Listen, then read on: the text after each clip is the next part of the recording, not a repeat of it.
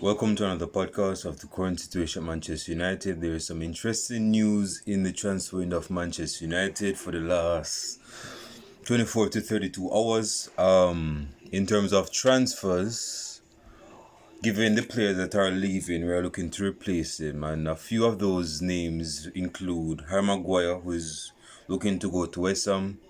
Scott McTominay is still on the billboard for Moyes because Moyes is still looking to sign him, despite Moyes showing interest in Ward Prowse of Southampton that dropped to the Championship. Also, we're looking to actually sign Amrabat for it. We're looking to get this deal, and I've said this. Seeing that Fred is leaving, which I'm going to touch on in a few moments, we need to not only replace him. Even if Fred stayed, we needed another midfielder in our midfield. Like I've said in my last video podcast, man, if you're starting a midfield 3, and if you're playing a midfield 3 or a double pivot, who is going to be playing who is going to be playing beside Casemiro? Person may say Eriksen, but Eriksen is not going to be playing full 90 minutes most games, man. We know this. And Eriksen is getting a bit, he's getting on a bit. So again, who's going to be starting with Casemiro in that double pivot? We know that Bruno Fernandes is going to be playing as the number 10. Mason Mount will not be starting. He won't be starting. Not for now anyway, he won't be starting. He's the captain, Bruno Fernandes, so he's going to be starting as the number 10. Bruno Fernandes cannot be playing alongside Casemiro and a double pivot. We tried it when Bruno Fernandes first came to Manchester United in 2020. We started him as a CM in the EuroLeague game, I think. Yeah, that was his debut at Old Trafford. Him and Pogba was in the midfield, I believe, or some other midfielder. So again, man,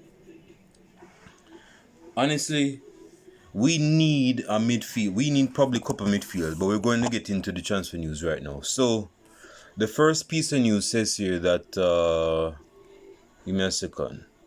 I just found out that Elanga went to Nottingham Forest. Man, I'm behind time. It is decided Manchester United selling 23-year-old already flown for medical to complete deal. So Manchester United are set to finalize the sale of youngster Matej Jover to Bayer Leverkusen, which will hold a right to buy him back in the future.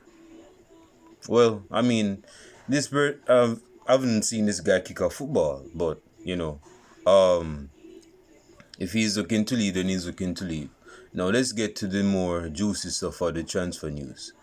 Man United update and Red Devil defender search. So of course, as I just stated, Maguire is looking to be on the go, not for greener pastures, because West Ham is not better than Manchester United, but he's looking to go to West Ham under the leadership and manager of Moyes. So we need a replacement. We need a midfielder, a right-footed midfielder that can actually slot in if Rafael Varane doesn't play. Let's be honest with ourselves. Varane will not be playing all of those 38 games. He won't. So, with being real with ourselves, knowing that he's not going to be playing... my radio is on. I'm going to get a copyright. Knowing that Harry Maguire is going to leave for West Ham and Varane is not going to be playing most games, we need a right-footed... Hold on, let me turn off my radio. Okay, I'm back. Actually turn it down to the 0 volume. But as I was saying, so yeah, we need a right-footed defender that can actually slot in when Varane is not fit or he gets suspended. Victor Lindelof, I mean, yeah, he can slot in, but then again, if Martinez get injured, who's going to slot in there, so? Yes, Luke Shaw can slot in, and Marseille will go left back, but again, man, we need an extra body that is a defender. We need some depth when it comes on to our defense. We're selling one of our defenders. That should have been so like two years ago. Because he hasn't been that good or good at all. He shouldn't have been captain. But that's in the past when he's going to go West Ham. But the midfielders that we're linked to is this brethren that's Todibo and Pavard. Everybody knows Pavard, the French right back. that is a star man for the French squad, and he plays for Bayern Munich, and he's looking to be on the go. He's looking to leave Bayern Munich. We can get the signing. Pavard can pass from the back. He's a right back, and he can play, and he can slot in at centre back. I haven't seen him slot in at centre back, but there's a statement that he stated a couple of years ago that centre back is his preferable choice when he's playing football. He's a centre back, but for some reason he plays as a right back, and he slots in at right back. So it shows that he has dynamism to his game. He's well integrated. He's not one-dimensional. No, he's not. He may not be as the sauciest right backs like your Walker back in his day, or Trent or Reece James. He's not as fast or as fleary as them, but he still can do his thing on the right side. And even if we have one of our defenders suffering from an injury, he can start in at centre back, and he can bring the ball forward. He can play it forward. So he's not an aggressive defender like Lisandro Martinez. He doesn't have the hot sauce like Lisandro Martinez. He doesn't have the flair dribbling ability like Dalot. But what we do know is that he's a quality fullback, and he can play centre back. I don't know about this Todibo brethren, but if he's good enough to come in instead of Pavard, then so be it. But preferably for me, I'll go with Pavard. He's 27. He's pretty much been proven to be a good player, although he's been sheltered under under Bayern Munich because they had Rafinha at Bayern Munich, a right back, and he wasn't even world class, and he wasn't winning titles. But I know that Pavard has quality. I've seen Pavard in the World Cup for France. I've seen Pavard in a few games in the Champions League for Bayern. If he starts in at Manchester United, he's going to be a good signing. Now, here's the question. Is he going to be a starter? No, he's not going to be a starter. But is he going to accept? Is he going to compromise himself? Because he knows that he's one of the starters at Bayern Munich. So if he goes to Manchester United, that hasn't been good in the Champions League, and we haven't laid hand on a Champions League trophy since 2008, is he going to be willing to compromise, cut himself to size, and actually be second fiddle to Varane? Or is he going to compete? Or is he willing to compete? Because some signings expect, you sign, and sometimes it's in the deal that, okay, I'm going to sign, you're going to be the first team starter. With Pavard, is he going to be a starter? Leave your comments down below. I want to hear what you guys have to say. But yeah, I'll bring in Pavard. So this Tolibo guy, he plays he's an out and out centre back who has been and he's 24. And he plays for Bayer Leverkusen. So apparently it seems as though everything has a fetish for the Bundesliga.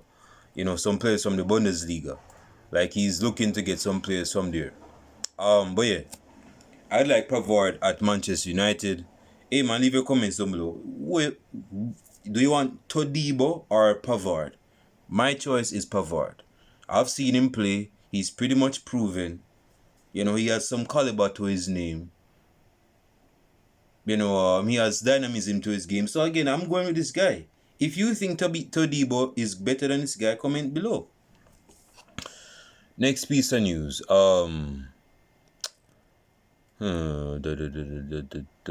Okay, Fred.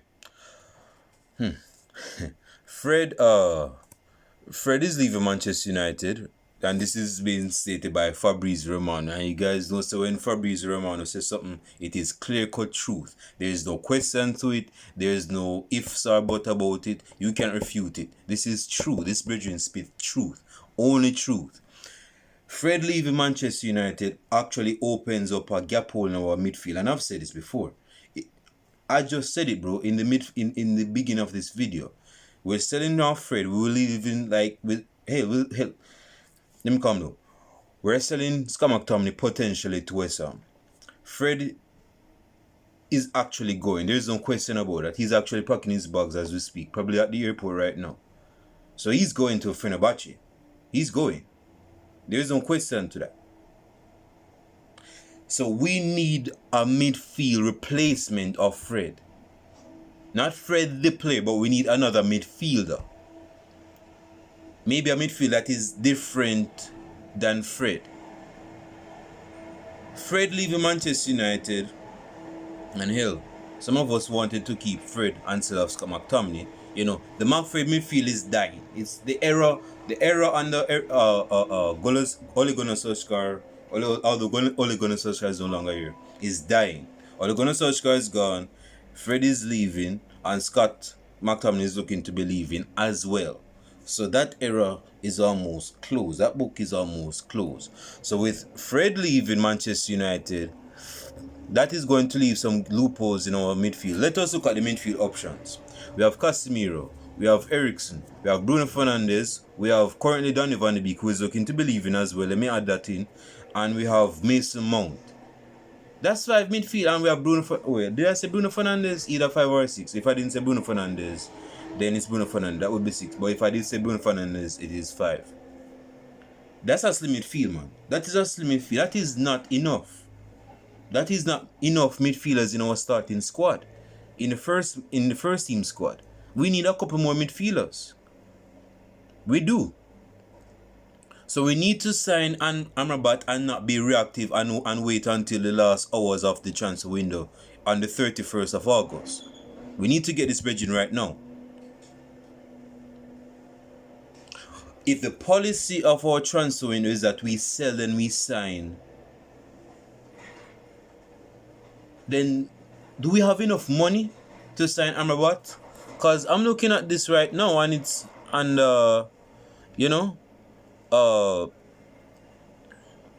West Ham signed Harry for 30 mil. So that's 30 in the bag for Manchester United. And Fenerbahce go sign Fred for like 8 mil or 10. So how much is Amrabat really? How much is Amrabat? I don't even know how much is for Amrabat we're going to sign him for. But again, bro, we need midfielders, bro. We need midfielders. If we don't get any midfielders, I say that we could finish 3rd place or in the top 4. If we don't get couple midfielders, we're not finishing top 4. As good as Casemiro is, he cannot be the sole man in our midfield squad that can do it for us. Mason Mount doesn't have that pedigree. Bruno Fernandes, he's good, but he doesn't have the pedigree. So that means we need more quality and depth in our midfield. If players get injured or get a knock or get suspended, Casemiro is not promised to play all 38 games. He may get injured and definitely he's going to get a suspension. I can sense it from a mile away. Bruno Fernandes can get a suspension. He has a passion edge about him. And that's what we need in our captain. You know, hell, we had that with Roy Keane. But I'm saying that if we have a couple players that can potentially get booked a bit much this season, we need midfielders, even if they don't get booked, to replace them if that situation happens. If we go sign Amrabat, sign the midfield. Let us not dilly-dally about it. Let's not be indecisive about it. Get him right now. Sign him. Sign Amrabat right now.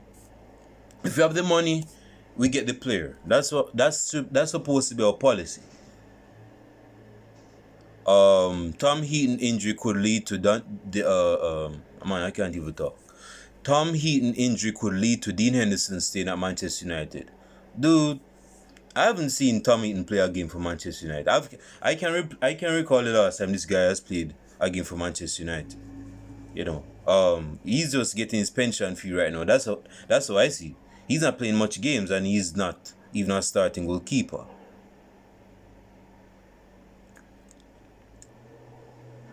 Man United outcast could be I'm going to go back on Fred for a second. Man United outcast could be forced into a surprise stay after new injury concern. I just read about that, didn't I? Is that about Dean Koons? Let me see if it's about Dean Koons. I bet it's about Dean Koons. Give me a second. Yeah, it's about Dean Koons. Let's move to something else.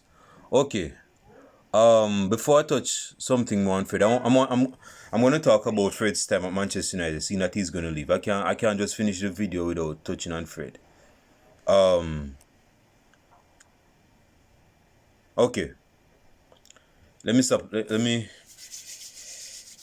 come down for a second and talk about Fred right now. So Fred signed for Manchester United in 2018, in the summer of 2018, by Jose Mourinho from not FC Porto. That was Dalot. We signed Dalot from FC Porto, but we signed Fred from Shakhtar in 2018 under the reign of Jose Mourinho for about 55 million euros. He's been here for like 5 years now, Fred. 5 years. Let us be honest with ourselves. Has Fred been a good signing for Manchester United? Has he ticked the boxes? Has he lived up to expectations? Has he been a good sign for Manchester United? My ear scratching me.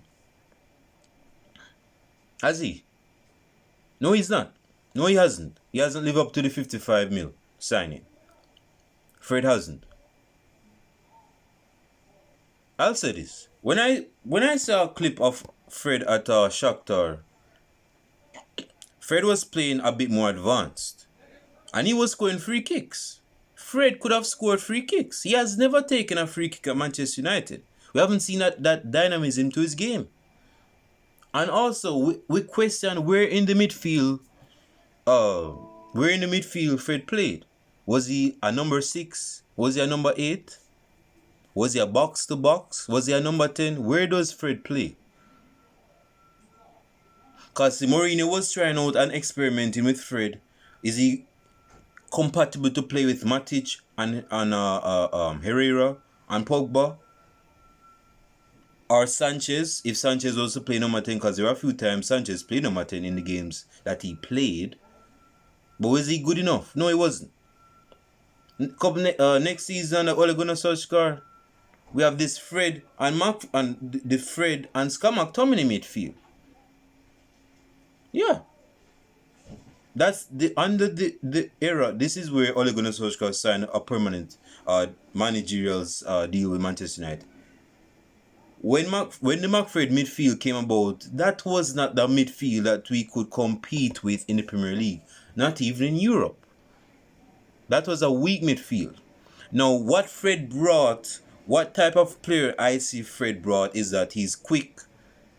He's saucy, he's a good distributor. Dude, I'll say this. I know I'm rambling right now, but this is a proper significant rumble. In the first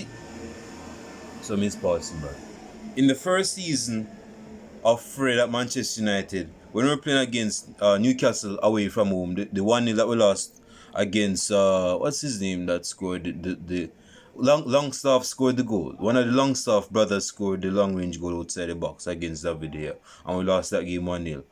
Dude, Fred was atrocious in that game. This is not to talk down on Fred, but I'm talking about how he was in his first season.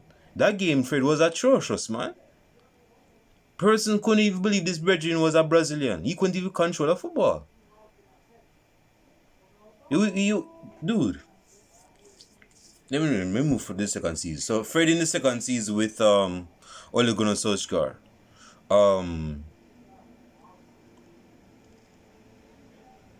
Wasn't the best, man.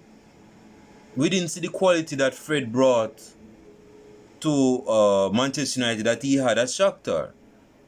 Although it's a different system, but still, even when he's bringing the ball forward, he's not showing a quality. He's not showing a quality. And we saw him as a bit poor player. But if you look at the transfer fee for this guy, he shouldn't have been a bit poor player. If you sign a player for 55 mil, you should be convinced that this guy is going to be starting, that he's quality to start in a midfield for Manchester United. And he wasn't. Much to the chagrin of our midfield.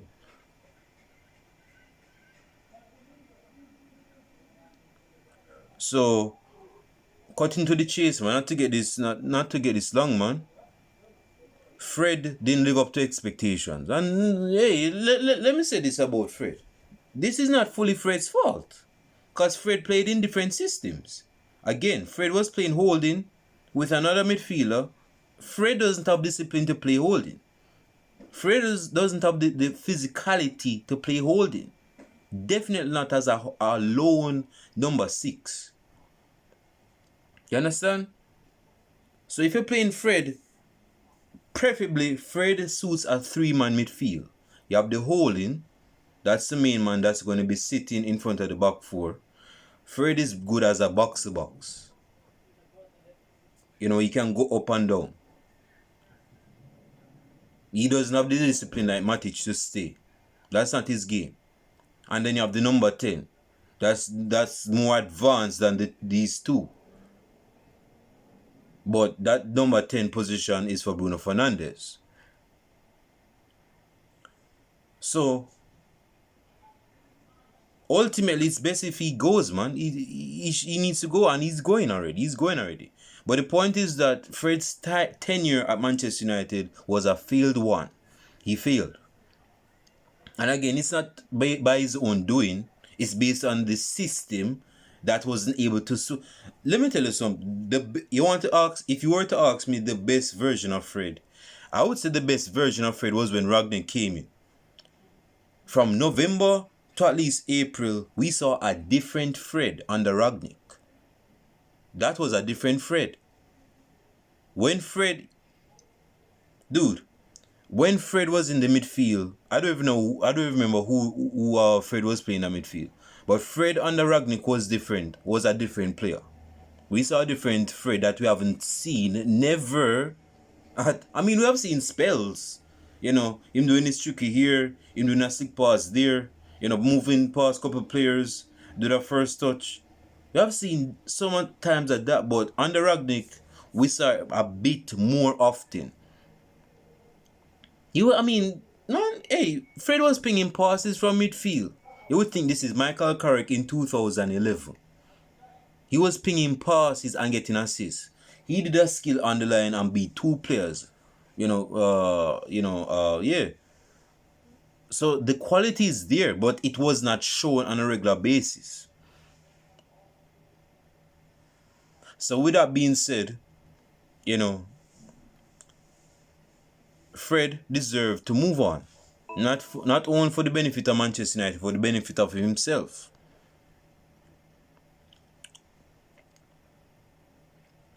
Leave your comments down below in the comment section. I want to hear what you guys have to say on Fred. Fred don't have this thought in your head that Fred was a bad player. He was never a bad player. He was used badly in certain systems, and yes, there are a few times where Fred was bad, atrocious even in some games, where you would expect a trainee that's in the academy system to do. He couldn't even do. Like control the ball, even short pass. But this is not to put Fred on blast. I'm just telling you that he had these bad spells, and some of those bad spells were horrendous. I was questioning if this Bridgen was really Brazilian. I was really questioning if this dude was Brazilian, man. Seriously.